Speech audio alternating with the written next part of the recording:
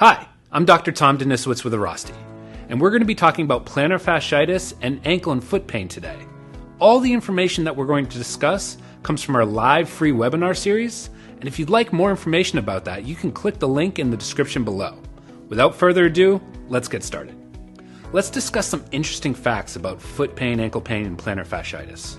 First, women unfortunately suffer with this far more often than men.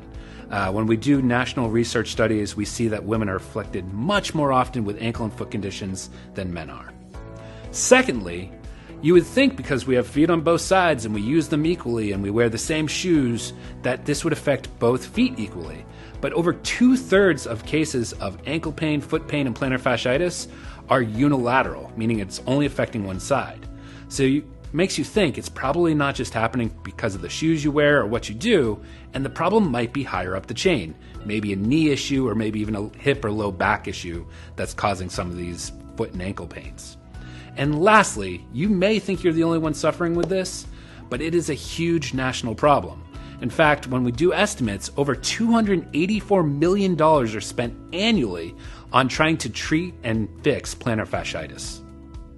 Let's talk about some misconceptions to ankle, foot, and plantar fasciitis type pain that we hear every day from patients who walk into our offices.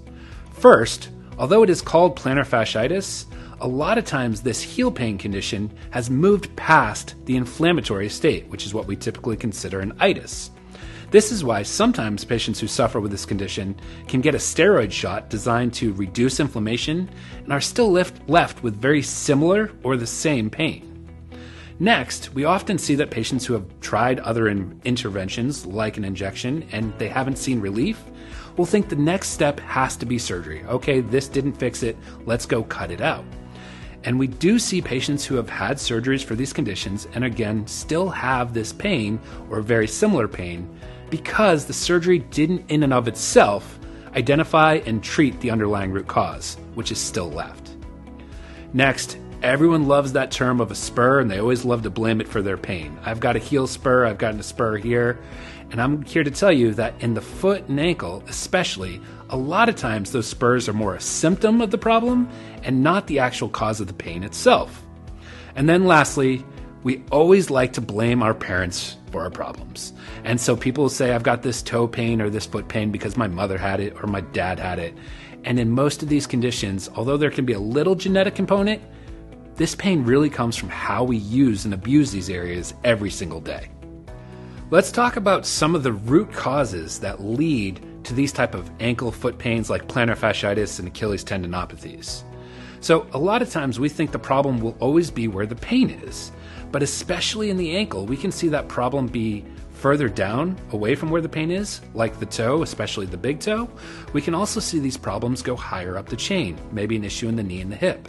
So if our toes are not moving the way they're supposed to, they're not stabilizing the way they're supposed to, as we try to spring off or move forward in our walking cycle or gait cycle, there can be an adaptation to avoid that range of motion that we're missing. That can cause increased stress and strain into the tissues higher above. In the same regard, if we have stiffness or weakness in our hips and we start dropping or shimmying as we walk, that's going to create a negative effect down the chain, again, causing increased shearing forces or tugging forces into those tissues.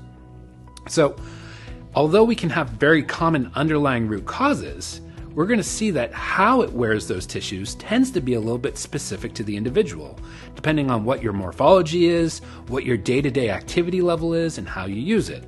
Now, yes, we can say that this is not a big deal when you do it in isolation, but when you do that in an accumulative effect, 5,000 to 10,000 times a day, you can see how that's going to lead to wear and tear that very commonly has pain and dysfunction associated with it. This has been a brief overview of our live free webinar series, where every month we go over different injuries, we show you some simple exercises that you can try at home, and we finish with a live question and answer feature, where you get to ask your questions to one of our providers and they're answered in real time. To sign up for these, click the link below or go to airrosti.com/webinars. Or if you'd like to talk to one of our providers in a one-on-one setting, you can sign up for a VIP chat, where you get to talk with one of our providers through telehealth, one-on-one, have your questions answered at no cost to you. To sign up for that, click the link in the description. Thanks very much. We'll see you next time.